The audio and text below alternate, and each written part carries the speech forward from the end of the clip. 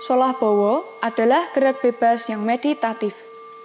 Tubuh bergerak secara alamiah ketika membutuhkan bergerak.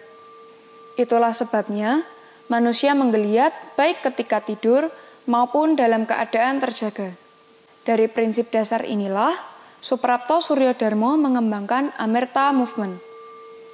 Kemudian salah satu murid Mbah Prapto, demikian beliau akrab disapa, yaitu Sitras Anjilin dari Padepokan Seni Cipta Budaya Tutup Ngisor Kabupaten Magelang, mengembangkan versi gerak bebas Solah Bawa ini dengan mendasarkan pada nilai-nilai dasar leluhur, Hasto Broto. Hasto berarti 8, Broto berarti perilaku atau tindakan pengendalian diri. Kedelapan tindakan pengendalian diri tersebut mengacu pada 8 unsur alam, yaitu tanah, air, udara atau angin, api, bulan, bintang, matahari, dan langit. Ciri-ciri ke-8 unsur tersebut diejawantahkan dalam bentuk gerakan yang dilakukan secara bebas. Solah Bawa membebaskan tubuh untuk bergerak sesuai dengan keinginan dan kebutuhannya. Dalam kesadaran penuh, gerakan-gerakan dilakukan dan dicoba. Pemusatan perhatian terhadap ketidakterpusatan merupakan keunikan gerak bebas Solah Bawa ini. Setelah belajar bersama Sitras Anjilin di Padepokan Seni Cipta Budaya, beberapa dosen dan mahasiswa dari Sastra Inggris dan Psikologi Universitas Kristen Satyawacana belajar bersama di Salatiga. Mereka melakukan kegiatan Solah Bawa baik secara bersama maupun sendiri sebagai kelanjutan dari kegiatan bersama di Padepokan. Beberapa dari mereka bergabung dalam komunitas Sabtuan, yaitu komunitas Solah Bawa di Padepokan, dan terus melakukan Solah Bawa setiap hari Sabtu. Solah Bawa Salatiga dilakukan di tempat-tempat yang dirasa menarik dan memberikan rasa nyaman. Misalnya, di hutan, di tepi sungai, di kebun kopi, di taman, bahkan juga di dalam rumah atau di halaman rumah masing-masing. Saya sangat mendukung seperti itu. Memang saya berharap kalau itu memang berguna dan bermanfaat itu ya bisa dilakukan orang lain. Jadi misalnya memang ada kelompok-kelompok yang melakukan seperti itu, saya lebih ikut senang. Berarti ada gunanya yang dilakukan itu. Yang saya lakukan selama ini itu bermanfaat bagi orang lain dan disenang juga. Ada orang yang senang juga. Mungkin kalau syarat itu nggak ada ya. Syaratnya itu ya karena itu tidak harus seperti yang saya sampaikan, tidak harus. Kalau memang menemukan hal-hal yang baru, itu ya nggak masalah. Saya tidak punya syarat harus begini karena itu memang kebebasan. Tidak ada syarat-syarat harus begini. Hanya dilakukan dengan sungguh-sungguh. Dan kalau bisa jangan dilakukan pada malam hari, harus siang hari, karena itu kan meditatif yang bergerak, kan bisa orang yang tidak mengontrol, belum bisa menguasai tentang kesadaran, itu kan bisa kosong juga. Kalau malam itu riskan. Misalnya kita melakukan seperti itu, tapi malam-malam di sebuah sumber air misalnya, itu kan sangat riskan. Tapi kalau di dalam ruangan masih bisa, di rumah, di tempat seperti pendopo itu kan tidak begitu riskan. Jadi ketika melakukan itu malam, tapi di tempat-tempat yang padahal itu kan ada unsur kedekatan, mendekatkan dengan alam, mendekatkan dirinya dengan itu kan yang enak itu adalah di luar secara langsung bersinggungan dengan alam yang hidup. Tapi saya berpesan saja kalau bisa dilakukan pada waktu terang. Solah Bowo Salatiga masih berusia bayi, baru beberapa bulan dan masih merupakan kegiatan rintisan. Meskipun demikian, kegiatan Solah Bowo yang dilakukan baik secara berkelompok maupun secara mandiri di tempat masing-masing telah membuat para pelaku Solah Bowo merasakan perbedaan dalam kehidupan mereka sejak mengenal dan melakukan Solah Bowo.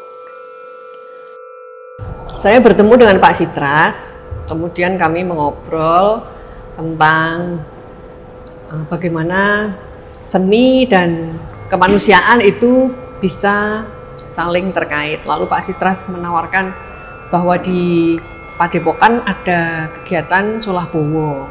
Jadi ya akhirnya saya setuju dan saya langsung ikut. Enak banget, langsung cocok. Mengikuti Solah Bowo saya mulai waktu kita beraktivitas bersama keluarga Padepokan Seni Cipta Budaya di Tutup Iso. Awal mulanya itu ketika mengikuti penelitian bersama sastra Inggris dan juga psikologi, yang dimana Solah Bowo pertama kali dilakukan itu di Padepokan Cipta Budaya.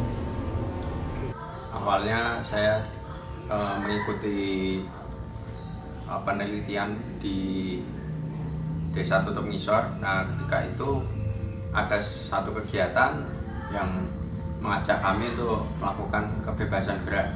Waktu pertama itu ya belum tahu namanya, kalau itu namanya apa, Solah Bowo. Jadi ketika sampai di tempat saya baru tahu kalau kebebasan gerak itu tadi dinamakan Solah Bowo.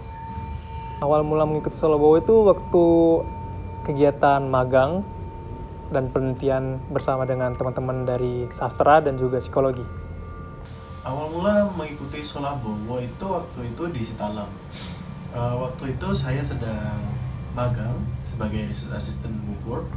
Lalu Ibu Pur mengajak saya untuk mengikuti kegiatan Solah Bowo ini. Ketika awal itu saya merasa itu baru ya, karena saya tidak terbiasa dengan membiarkan tubuh itu bebas bergerak. Saya ini sangat dikuasai oleh pikiran. Jadi ketika saya ikut Solah Bowo, terus tubuh bisa bergerak dengan bebas, saya merasa itu sangat nyaman dengan itu. Dan akhirnya setelah beberapa kali ikut, rasanya itu sudah agak sulit untuk meninggalkan. Manfaat Solah Bowo lebih terasa ketika ada beban atau mungkin ada kegalauan atau juga kelelahan. Jadi ketika ada hal-hal yang sifatnya mungkin emosi atau fisik, kemudian Solah Bowo membantu untuk melemaskan otot dan juga membuat pikiran kita itu lebih terfokus, lebih rileks gitu. Manfaat yang saya rasakan itu dari segi emosional, saya melampiaskan semua hal-hal negatif dan juga melampiaskan hal-hal yang saya rasa menjadi beban pikiran. Kalau manfaatnya sih secara jasmani lebih sehat ya, dan kalau secara pikiran itu saya merasa pikiran saya itu menjadi bebas karena saya tidak perlu memikirkan sesuatu ketika saya bergerak gitu. Manfaat Solah Bowo yang saya rasakan tuh menurut saya itu dapat mengendalikan emosi saya dan juga saya itu bisa bebas mengekspresikan apa yang saya ingin lakukan karena tidak ada batasan ketika melakukan Solah Bowo. Melakukan Solah Bowo itu rasanya seperti menjadi seperti bayi karena Solah Bowo itu sendiri kayak mengajarkan bagaimana kita bergerak, membiarkan tubuh kita bergerak tanpa pikiran kita itu mengambil alih. Kalau untuk saya itu paling terasa manfaat dari Solah Bowo adalah membantu saya untuk menghilangkan creativity block yang saya miliki.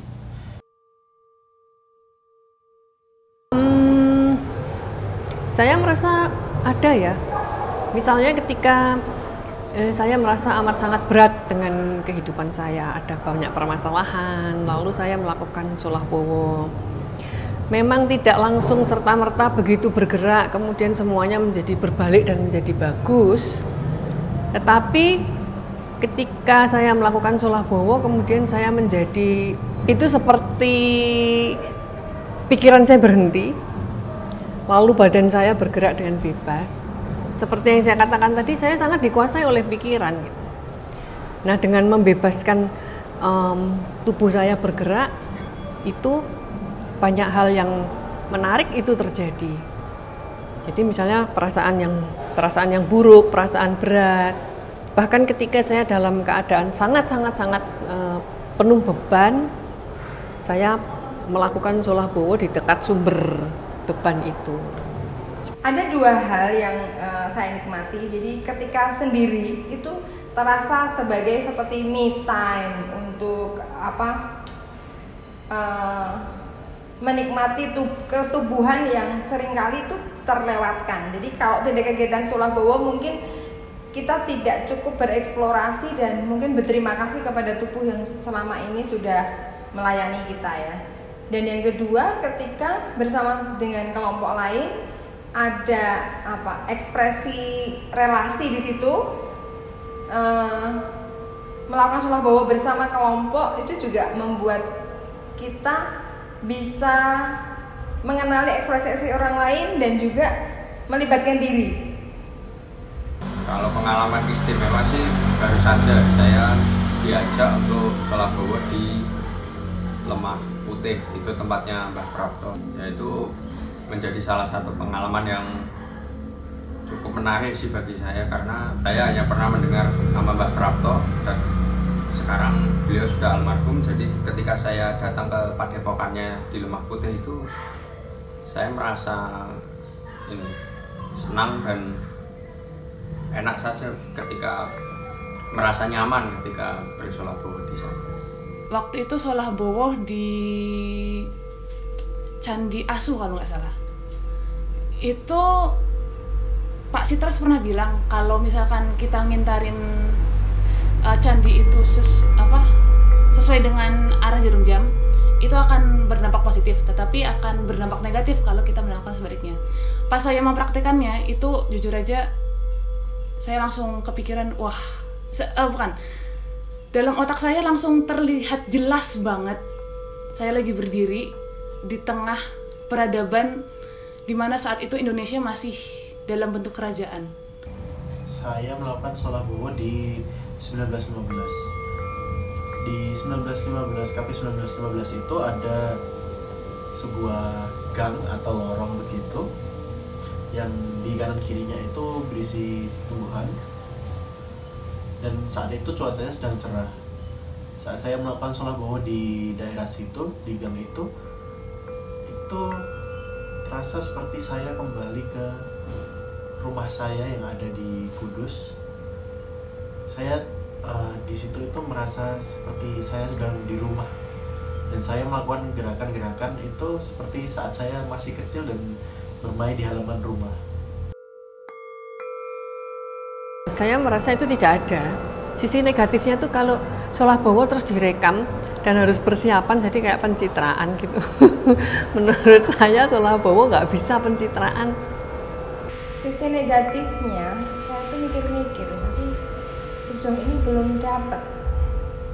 Untuk sisi negatif sendiri, dari segi Sholah Bowo sendiri kan ada yang namanya menggunakan perasaan. Nah itu kan tidak boleh kosong pikirannya. Nah ketika orang-orang yang pertama kali melakukan itu mungkin akan merasakan hal yang kosong di pikirannya, dan itu akan membahayakan. Karena jika pikiran kosong mungkin bisa masuk hal-hal negatif lain yang akan mempengaruhi individu tersebut. Secara umum untuk kegiatan Sholah Bowo-nya sendiri itu saya rasa tidak ada dampak negatifnya. Sisi negatif yang saya rasakan mungkin berkaitan sama ada mungkin nilai yang berbeda, mungkin nilai agama yang mungkin sulit untuk diterima oleh sebagian orang. Nah itu yang mungkin mereka tidak bisa bebas ketika mereka dapat melakukan hal tersebut, Sholah Bowo tersebut. Sejauh ini belum. untuk sisi negatif sholat bowo menurut saya tidak ada. Sejauh saya melakukan sholat bowo ini manfaatnya sangat positif untuk saya. Ini kan baru diperkenalkan ya, saya belum tahu banyak apakah di Salatiga sudah ada kelompok seperti itu. Tetapi saya kira semakin banyak teman-teman yang terlibat dalam sholat bowo, saya kira itu akan menjadi suatu kegiatan yang baik. Karena sholat bowo kan tidak harus bersama-sama juga, kita bisa melakukan sendiri, seperti itu. Saya meyakini bahwa sholat bowo adalah salah satu alternatif bagi individu ataupun bagi kelompok untuk relaksasi dan juga untuk melepaskan mungkin tekanan ya atau ketegangan di dalam tubuh ataupun di dalam pikirannya, sehingga jika hal ini lebih banyak dikenal orang, saya kira mereka atau kita semua bisa memiliki pilihan yang lebih banyak untuk mengurai tekanan-tekanan itu. Jadi baik juga jika kita lebih banyak mempromosikan dan mengajak teman-teman lain ikut serta dan ikut merasakan manfaat seperti yang kita rasakan juga. Ya mungkin frekuensinya mungkin bisa ditambah kan. Kalau sekarang kita itu jarang-jarang melakukan sholat bowo bersama. Mungkin kedepannya sih bisa seminggu sekali gitu kita sholat bowo bareng, atau ya tapi itu dilakukan secara rutin. Karena ini mungkin masih baru ya, sholat bowo ini belum banyak dikenal orang, mungkin bisa lebih dikenalkan, promosi ke beberapa orang, mungkin dari mahasiswa ke mahasiswa, atau mahasiswa dari dosen ke mahasiswa, atau mungkin masyarakat sekitar, untuk bisa lebih mengenalkan kalau misalnya ada media untuk mereka dapat mengekspresikan dan juga mengelola emosi mereka. Yang pertama, ini bisa dilakukan sendiri, bisa juga dilakukan bersama. Ketika melakukan sendiri, kita merasa nyaman, dan ketika melakukan bersama, kita juga nyaman dalam kebersamaan. Seperti itu. Jadi, dan ini cocok segala usia ya. Jadi anak kecil, semua orang kan bergerak seperti biasa. Seperti saya misalnya, saya sudah memperkenalkan ke kelas saya. Dan murid-murid di kelas saya kan bukan peserta sholat bowo, tetapi memasukkannya dalam kegiatan itu cukup menarik. Jadi kalau orang memiliki semakin banyak pilihan ketika menghadapi tekanan atau ketegangan, kemudian bisa menyelesaikannya secara pribadi, maka masalah-masalah yang lebih besar atau yang lebih serius bisa diminimalkan. Jadi sebagai pertolongan awal ketika kita kelelahan secara fisik atau mental, itu sholat bowo menjadi pilihan yang bisa dimiliki seseorang. Ya, yang pertama terutama itu kalau mereka ikut teater atau mereka itu berkesenian tari, itu bisa membantu mereka untuk berkreativitas, berkreasi dalam hal gerak. Lalu yang kedua, bisa membantu untuk yang teater itu bisa membantu untuk sadar dengan dimensi-dimensi seperti itu. Karena ini dapat menjadi media dan juga hal yang positif untuk mereka dapat mengelola emosi mereka. Ketika mereka lagi jenuh pikiran mereka, sholat bowo ini dapat bisa dibilang ya buat menenangkan pikiran mereka dari segala keruwetan-keruwetan atau banyak masalah dari yang mereka alami. Karena sesuai pengalaman saya tadi, terutama untuk orang-orang yang punya, saya nggak berani bilang mental health sih, tapi yang stres, yang ngerasa ya lagi banyak beban hidup lah istilahnya, itu untuk melakukan sholat bowo itu rekomen banget. Itu. Sholat bowo ini manfaatnya banyak seperti yang sudah saya sebutkan tadi, dan ini bisa dilakukan di mana saja, bisa sendiri ataupun berkelompok, tapi saya lebih suka berkelompok karena bisa berbagi rasa dan tidak ada batasan usia untuk melakukan sholat bobo ini. Dilakukan dengan sungguh-sungguh, bukan orang hanya dengan main-main, tapi memang harus dapat ilmu di dalamnya, harus dapat ilmu tentang kehidupan, dapat ilmu tentang mengolah rasa. Jadi tidak asal melakukan, tapi di dalamnya itu harus ada bagaimana mengolah rasa, bagaimana mengolah pikir, bagaimana mengolah raga. Itu pesan saya seperti itu, supaya jadinya itu lebih dalam, tidak menjadi semakin ringan, tapi lebih dalam.